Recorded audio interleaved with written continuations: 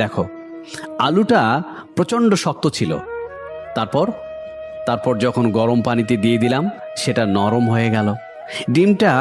ডিমটা শুরুতে কিন্তু ফ্রাজাইল বা ভঙ্গুর ছিল, ভেঙে যাওয়ার মতো ছিল। এখন যখন গরম পানিতে দিয়ে দিলাম, তখন সেটা কিন্তু শক্ত হয়ে উঠল। এখন এখন কিন্তু আর ভেঙে পড়ছে না। আর কফিটা খেয়াল করে দেখো, নিজেকে ওই গরম পানিতে পেয়ে কফিটা উজাড় করে দিয়ে পুরো পানির কালারটা এবং ঘ্রাণটা সব কিছুই চেঞ্জ করে দিল। লার্নিংটা কোথায় এখানে? এই গল্পের লার্নিংটা কোথায়? দেখুন, কিছু মানুষ থাকে এবং সিমিংলি আপাতত দৃষ্টিতে খুব স্ট্রং, কিন্তু যখন ডিফিকাল্ট সিচুয়েশন পড়ে তখন তারা একদম ভেঙে পড়ে, ওই আলুটার মতো।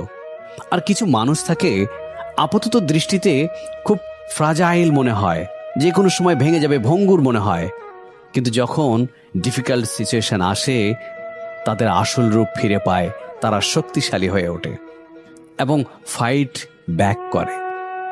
আর কিছু মানুষ থাকে ওই কফি বিনের মতো, সিচুয়েশনকে আপন করে নেয়।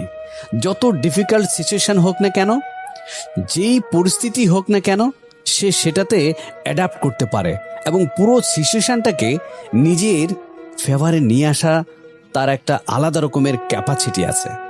সো আপনি অ্যাকচুয়ালি কার মতো? আলুর মতো, ডিমের মতো, নাকি কফির মতো? যদি আলুর মতো হয়ে থাকেন বা ডিম বা কফির মতো কিভাবে হতে পারেন? আর যদি কফির মতো হয়ে থাকেন, নিজের ক্যাপাসিটি বা ফ্র্যাগনেস কিভাবে আরো বাড়াতে পারেন, সে ব্যাপারে চিন্তা করা যেতে পারে অবশ্যই। তবে হ্যাঁ, আপনি যেরকমই হোক না কেন, আপনি কিন্তু ইউটিউবে গেলেই রুবেল কবিতা ঘর নামে চ্যানেলটি পেয়ে যাবেন, ইংরেজিতে লেখা। সেখানে কিন্তু সাবস্ক্রাইব করবেন। আর আপনি ফেসবুকে যদি দেখেন, তাহলে অবশ্যই রুবেল কবিতা ঘর পেজটাকে ফলো দিয়ে রাখবেন।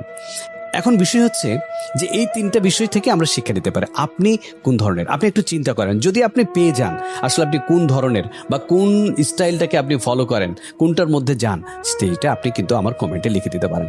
ভালো থাকবেন সবাই।